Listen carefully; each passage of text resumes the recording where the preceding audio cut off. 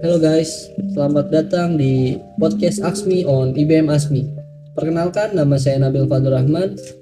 Pada podcast kali ini bertemakan karir di usia muda. Pada kesempatan kali ini kita kedatangan bintang tamu dari mahasiswi IBM Asmi yang akan menemani kita pada tema yang kita angkat hari ini. Hai Kak, boleh dikenali namanya siapa?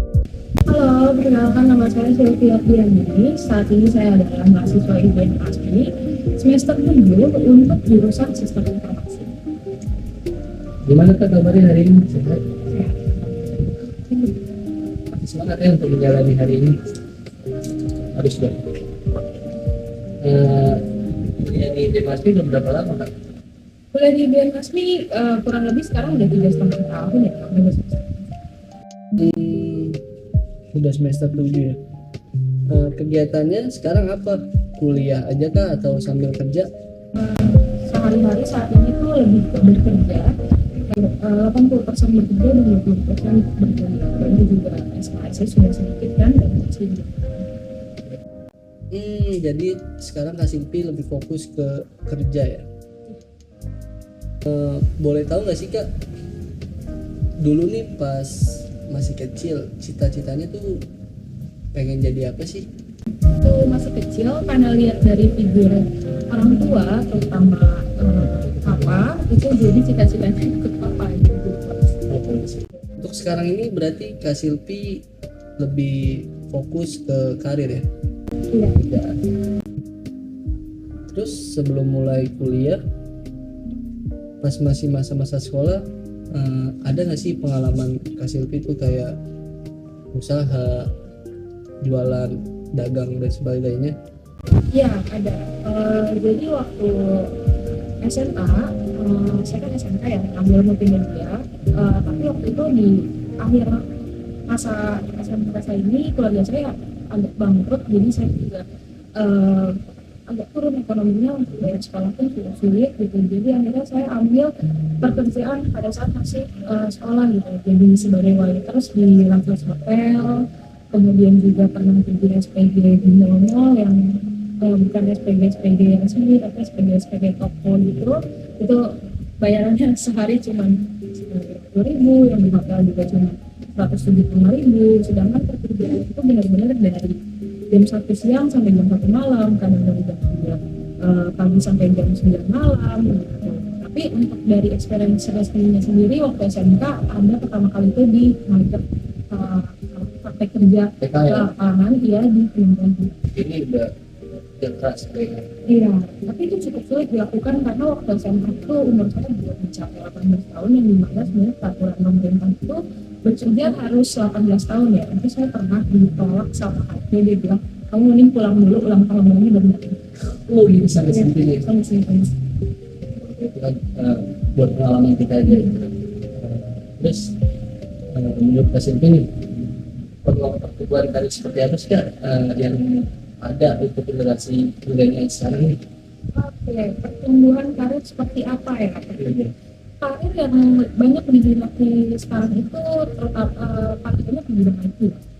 Dan cara melihat peluang itu dengan sering-sering lihat di aplikasi lamaran online, karena mahasiswa sekarang itu lebih terpatok mereka itu baru bisa bekerja setelah lulus, kan selama masih mahasiswa mereka bisa bekerja, yang dimana dunia kerja saat ini tuh mengharapkan setelah lulus itu udah mempunyai experience. Bisa dibilang kayak sebenarnya kalau kita kuliah itu nggak apa-apa diselingin sambil kerja gitu ya. Berarti Kak Silvi ini bisa dibilang sebagai wanita karir lah ya. Menurut Kak Silvi, apa sih keuntungannya menjadi wanita karir? Keuntungannya yang pertama dari segi relasi ya, karena kalau untuk dari segi uang saya tidak terlalu memfokuskan bekerja uang, saya lebih ke koneksi dan relasi dulu, itu yang pertama.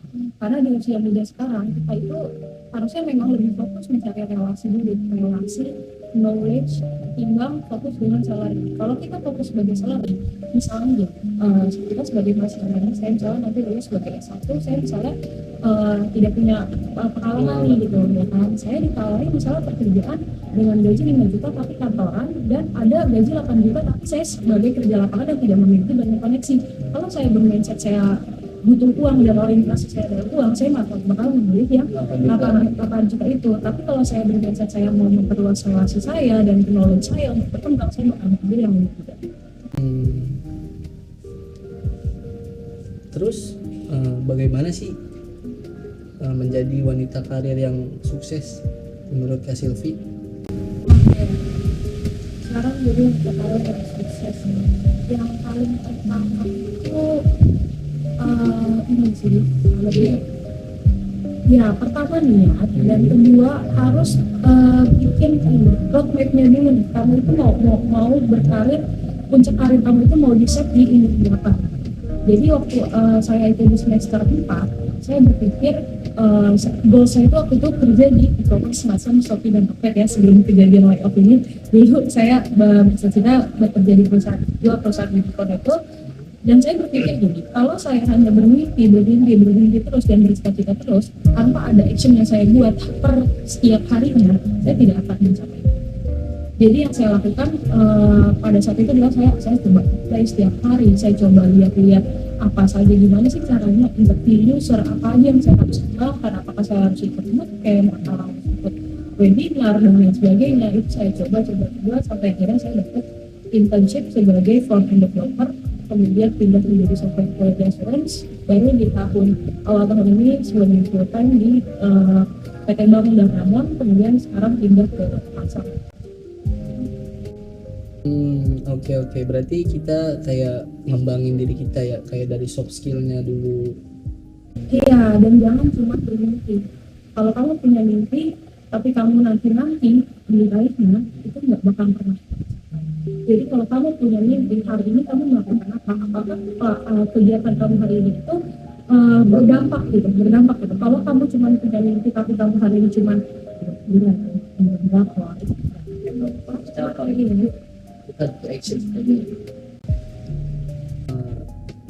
kan Kak Silvi cewek ya. Bagaimana sih Kak tanggapan keluarga yang memutuskan nih Kak Silvi untuk bekerja keras gitu? Bagaimana sih tanggapan mereka? Kalau dari segi keluarga, ini saya ngomongnya ke ibu saya aja ya. Kalau dari ibu saya sih dia cukup bangga. Terus kalau untuk dari lingkungan teman-teman juga cukup support. Namun dari bagian laki-laki ya, terutama ya laki-laki yang dekat atau misalnya lebih dari teman, itu biasanya menganggap saya terlalu independen, terlalu alpha, dan terlalu mandiri. Itu minusnya ya, itu plus minusnya. Ya, sekarang kan zaman sekarang wanita independen juga ya wajar aja gitu ya. Oke, terakhir nih Kak Silvi, kasih tahu dong ke kita nih sebagai generasi muda, bagaimana sih memanage waktunya ketika Kak Silvi kuliah dan diselingi juga kerja. Ada nggak sih tips and tricksnya?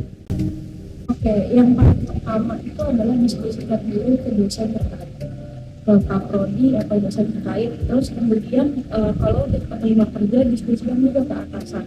Jelaskan kondisi kalian itu seperti apa dan kenapa kalian harus bekerja. Waktu di awal-awal saya interview, saya jelaskan saya butuh banyak kerja, karena saya butuh uang. Gitu. Terus juga saya juga ngomong ke pihak kampus, dan waktu itu memang untungnya masih online ya. Kalau sekarang itu kondisinya udah mulai offline, mungkin bisa dikondisikan dengan pindah malam mungkin. Dan untuk tugas-tugas sebenarnya saya kerjakan itu di malam hari kalau saya lagi di kantor, atau kayak sekarang ini saya bawa device saya untuk kerjain tugas-tugas.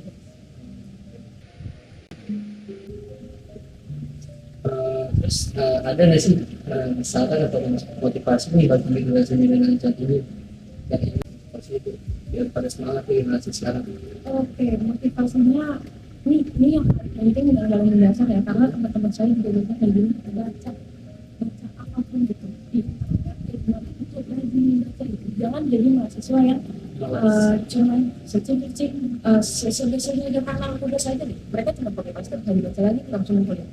Sedangkan budaya membaca kita tuh sebenarnya banget. Dengan membaca di internet itu banyak informasi yang didapat, kayak misalnya cara berkomunikasi gimana, apa yang kerjaan seperti apa dan lain sebagainya.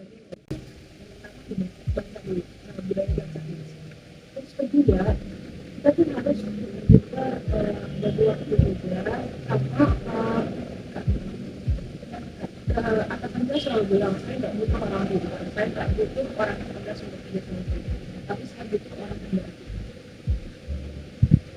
Berarti iya sih, kita kerja juga ilmu tanpa etika juga nggak ada gunanya itu. betul, karena kebanyakan generasi muda sekarang itu mereka terlalu terpapar sama informasi-informasi di TikTok, di Instagram yang dilihat banyak nih orang-orang yang sukses di usia muda. Oh, gua itu nanti lulus sarjana loh, jadi egonya tinggi. Mereka tidak mau kerja dari bawah dulu, kerja kasar dulu. Mereka merasa oh bisa gue nggak bisa Sesuai. Iya, makanya harus diperbaiki gitu kan.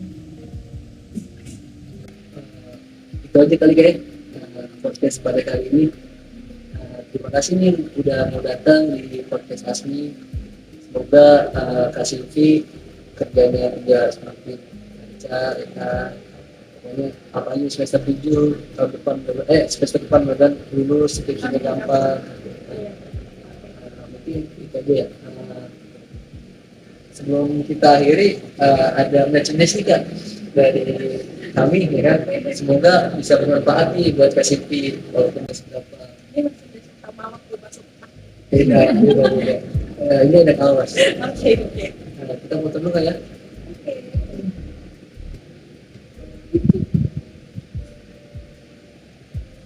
Semoga bermanfaat ya kaosnya bisa dipakai buat saya. Oke guys, segitu aja. Jangan lupa comment, like, and subscribe. Thank you.